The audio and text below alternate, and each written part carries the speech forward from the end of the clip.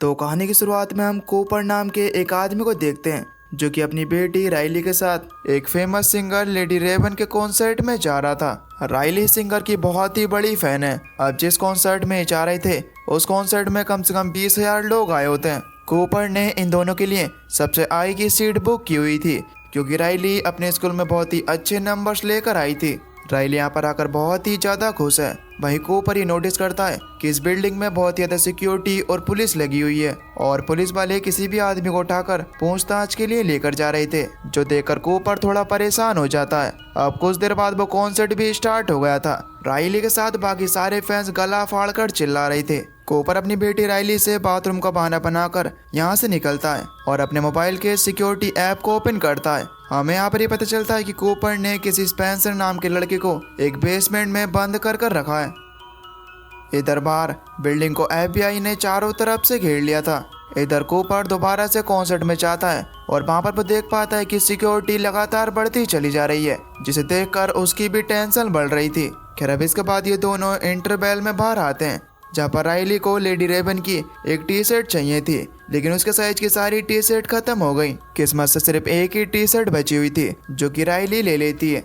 अब तभी वहाँ पर एक दूसरी लड़की आकर उस टी शर्ट को लेने की जिद करने लगती है। कूपर राइली को समझाता है कि तुम उस लड़की को टी शर्ट लेने दो, जिस पर राइली भी मान जाती है। ये देखकर वहाँ पर काम करने वाला वर्कर जेमी उससे इम्प्रेस हो जाता है कि आज के ज़माने में भी कूपर जैसे अच्छे लोग होते हैं। वो कूपर से कहता है कि तुम टेंशन मत लो, जब अगला स्टॉक आएगा तो मैं एक टी शर्ट राइली के लिए पहले से ही बचा कर रख लूंगा। अब कूपर उसका फायदा उठाने की सोचता है और वो उससे पूछने लगता है कि यहाँ पर इतनी ज़्यादा सिक्योरिटी क्यों है, जिस पर जेमी कहता है कि वैसे तो एक टॉप सीक्रेट है, लेकिन मैं तुम्हारे एक अच्छे इंसान होने की वजह से तुम्हें ये बात बता रहा हूँ। तुमने फेमस किलर बुचर के बारे में सुना है, जो कि लोगों को मारकर उनके टुकड़े टुकड़े कर देता है। दरअसल पुलिस को ये बात पता चली है कि वो किलर आज इस कॉन्सर्ट में आने वाला है और ये कॉन्सर्ट किसी और चीज के लिए नहीं बल्कि उस किलर को ट्रैप में फंसाने के लिए रखा गया है। हर एग्जिट गेट पर यहाँ पर बहुत ज्यादा पुलिस खड़ी है और बैक स्टेज के अलावा यहाँ से जाने का दूसरा कोई रास्ता भी नहीं है। अब ये सुनकर तो वहाँ पर कूपर के तोते उड़ जाते हैं, क्योंकि कूपर कोई और नहीं बल्कि वही सीरियल किलर है। अब कूपर किसी भी तरीके से यहाँ से निकलना चाहता है और वह यहाँ से बाहर निकलने के बारे में सोचने लगा। वो देखता है कि यहाँ के सारे दरवाजे एम्प्लॉय के ID कार्ड से ही खुलते हैं और सभी एग्जिट पर पुलिस खड़ी हुई थी। अब कूपर वहाँ पर एक लड़की को देखता है जिसने कुछ ज्यादा ही ड्रिंक कर ली थी। वो उसके पास जाकर उसे धक्का दे देता है, जिससे वो नीचे गिर जाती है और वहाँ पर बहुत ज्यादा भीड़ इकट्ठा हो गई। अब कूपर इस बात का फायदा उठाकर वहाँ से जल्दी से निकलने की कोशिश करता है, लेकिन गेट पर तो और भी ज्यादा पुलिस खड़ी हुई थी। अब उस कॉन्सर्ट में अगले गाने के लिए एक पार्कर नाम का आदमी नीचे से निकल कर आता है। अब जिस रास्ते से वो सिंगर निकल कर आया था, कूपर उस रास्ते से निकलने का सोचता है। वो राइली से कहने लगता है कि चलो स्टेज के नीचे चलते हैं, बहुत ही ज्यादा मजा आएगा, लेकिन राइली उससे मना कर देती है। वो उसे कहती है कि यहाँ पर जाना अलाउ नहीं है। खैर अब इसके बाद कूपर जेमी के पास जाता है। जेमी उसे बताता है कि मैं स्टॉक लेने के लिए यहाँ से जाने वाला था। तब कूपर उससे पूछता है कि क्या मैं भी तुम्हारे साथ चल सकता हूँ, और जेमी इसके लिए मान जाता है। जेमी उससे पूछता है कि तुम क्या काम करते हो। तब कूपर उसे बताता है कि मैं एक फायर फाइटर हूँ। जेमी जब टी शर्ट का बॉक्स उतारा था तो कूपर चुपके से उसका ID कार्ड चुरा लेता है। इसके बाद जेमी उससे कहता है कि आज तो वो सीरियल किलर जरूर पकड़ा जाना चाहिए। सभी एम्प्लॉयज को इस ट्रैप के बारे में पता है और सभी एम्प्लॉयज को एक एक सीक्रेट कोड दिया गया था। कूपर उससे पूछता है कि आखिर तुम्हारा सिक्योरिटी कोड क्या है। तब जेमी बातों ही बातों में उसे अपना कोड बता भी देता है, जो है हैमिल्टन। खैर अब इसके बाद जेमी एक टी शर्ट निकाल कर वहाँ पर कूपर को दे देता है, वो भी फ्री में। खैर अब ये दोनों ऊपर आ जाते हैं। कूपर जेमी का ID कार्ड यूज करके दरवाजे खोलने लगता है। जब वो एक रूम के अंदर जाता है तो वहाँ पर पुलिस की एक सीक्रेट मीटिंग चल रही थी। कूपर वहाँ पर ऐसे दिखाता है कि जैसे वो कोई एम्प्लॉय और वहाँ पर कॉफी पीने के लिए आया था और किसी को भी उसके ऊपर बिल्कुल भी शक नहीं होता। अब कूपर अपनी कॉफी लेकर यहाँ से निकलने लगता है। वहाँ से निकलते वक्त कूपर एक पुलिस रेडियो भी चुरा लेता है। इसके बाद कूपर वापस से कॉन्सर्ट में आ गया। कूपर वहाँ पर रेडियो के जरिए सारी प्लानिंग को सुनने लगता है। अब कोई भी नहीं जानता कि वो किलर कैसा दिखता है और आज तक ना ही उस किलर को किसी ने देखा है। पुलिस को बस इतना पता है कि वो एक आदमी है। कूपर अब राइली से कहता है कि उसे एक बार फिर से बाहर जाना है क्योंकि वो अपना क्रेडिट कार्ड भूल गया है और अगर वो गलती से खो गई तो वो उसे सीधा पार्किंग में मिले। अब कूपर ये सोचता है कि वो वहाँ का फायर अलार्म बजा दे जिससे कि वहाँ पर भगदड़ मच जाएगी और भीड़ के साथ ही साथ वो भी वहाँ से निकल जाएगा। लेकिन तभी उसके रेडियो में एक पुलिस ऑफिसर की आवाज आती है जो कहता है कि वो सीरियल किलर यहाँ से भागने की कोशिश करेगा। इसके लिए वो यहाँ पर जनता को पैनिक करने की कोशिश करेगा, जैसे कि किसी को कॉल करना कि यहाँ पर बॉम्ब है या फायर अलार्म बजा देना, और अगर ऐसा कुछ होता भी है तो सिर्फ औरतों और बच्चों को यहाँ से निकाला जाएगा। अब ये सुनकर कूपर का प्लान फेल हो जाता है। इसके बाद कूपर छत से भागने की सोचता है पर उसके गेट पर भी पुलिस खड़ी थी। अब उसकी नज़र वहाँ पर फूड स्टैंड पर जाती है। वो स्टोव का टेम्परेचर फुल पर सेट करके उसमें कुछ कांच की बोतलें डाल देता है। अब थोड़ी देर बाद काफ़ी ज़्यादा उबलने की वजह से वो बोतलें फट जाती हैं जिससे कि एक लड़की के शरीर पर उबलता हुआ तेल आकर गिरता है। अब पुलिस उस लड़की की मदद करने के लिए दौड़ती है और कूपर किचन से एप्रन उठाकर ऊपर की ओर चले जाता है।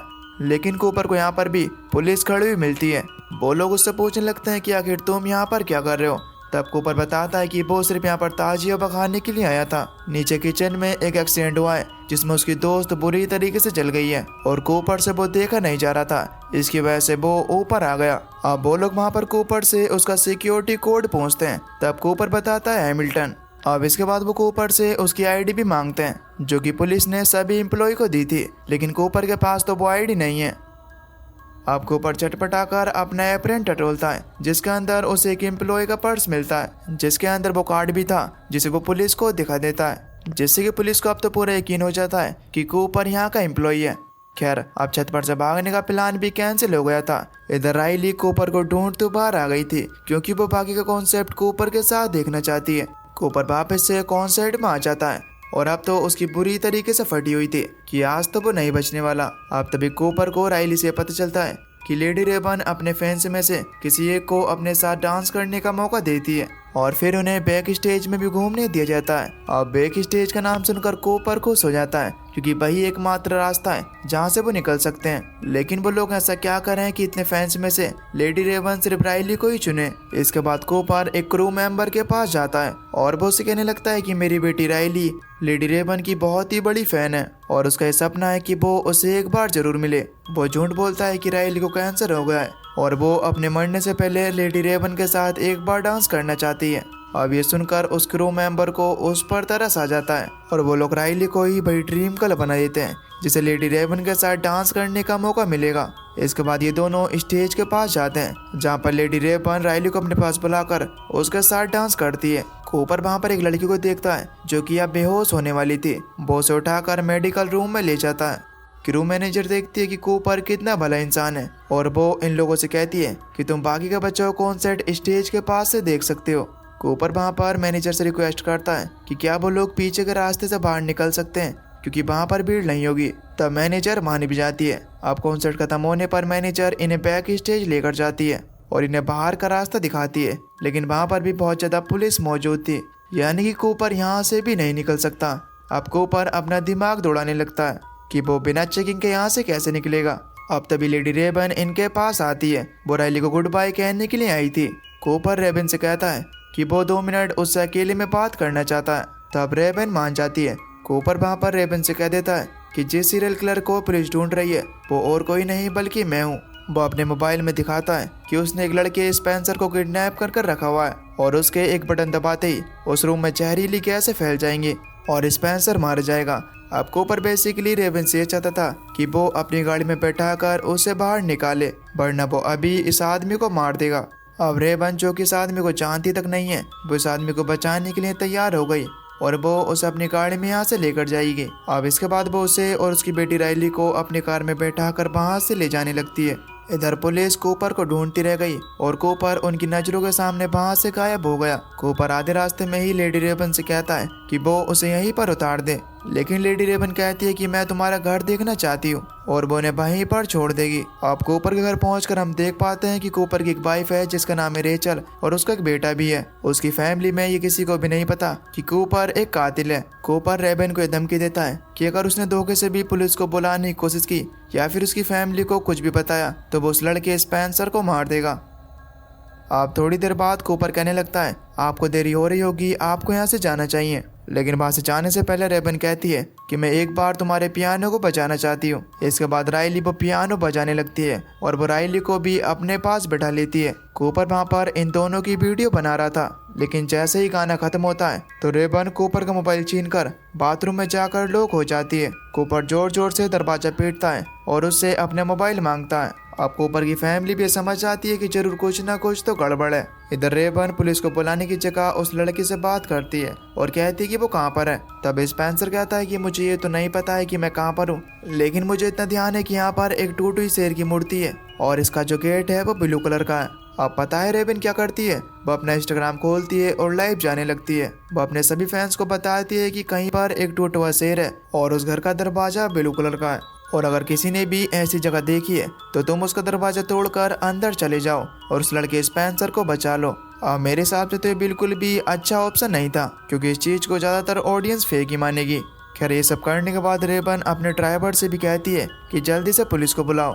कूपर अब मास्टर की का इस्तेमाल करके अंदर आ जाता है और उसने अपनी पूरी फैमिली को ऊपर बंद कर दिया था। वो रेबन से अपना मोबाइल लेता है और देखता है कि स्पेंसर को किसी ने निकाल लिया है। इसके बाद वो रेबन को अपनी कार में बैठाकर वहां से भागने लगता है, लेकिन तभी उसकी फैमिली सामने आ जाती है। दरअसल वो लोग खिड़की से बाहर निकले और इनके घर के बाहर जो पेड़ है उससे नीचे आ गए। कूपर को बिल्कुल भी यकीन नहीं होता कि इतना स्मार्ट होने के बाद भी वो इतनी बड़ी मिस्टेक कैसे कर बैठा। रेबन अब बाहर निकलकर उसकी फैमिली के पास चली जाती है। अब तक पुलिस भी यहाँ पर आ गई थी और वो इसके घर को चारों तरफ से घेर लेते हैं। उसकी फैमिली को पुलिस कार में बैठाकर यहाँ से ले जाया जाता है। रेबन भी अपनी कार में जाकर बैठ जाती है। अब तभी एक पुलिस वाला उसके ड्राइवर के पास आकर उससे कहता है कि तुम बाहर निकलो, इसको हम छोड़ देंगे, और वो रेबन को लेकर यहाँ से चले आता है। पुलिस जब घर में घुसती है तो उसे पता चलता है कि घर में तो कूपर है ही नहीं। असल में उसके किचन में एक टनल है जो कि उसके पड़ोसी के यार्ड में खुलती है, तो वो वहाँ से भाग गया। और अब तभी हमें ये भी पता चलता है कि जो पुलिस वाला रेबन को यहाँ से लेकर गया था वो और कोई नहीं बल्कि कूपर ही है। कूपर वहाँ पर रेबन को हथकड़ी पहना देता है और उससे कहता है कि शहर के अंदर उसके बहुत सारे ठिकाने हैं और उन्हीं में से एक पर वो जाएगा। अभी लोग जा रहे होते हैं तो इनकी गाड़ी ट्रैफिक में फंस जाती है और रेबन मौका देखकर अपनी विंडो को नीचे करती है, जिससे कि लोग उसे पहचान जाते हैं और वो लोगों से मदद मांगने लगती है। कूपर विंडो को वापस से ऊपर कर देता है, लेकिन अब लोग उसके चारों तरफ खड़े हो गए थे, जिससे कि वो आगे नहीं बढ़ पाता। अब रेबन जैसे तैसे कर अपनी हथकड़ियों को निकालकर कार से बाहर निकल आती है। इतने में ही पुलिस भी वहां पर पहुंच गई थी।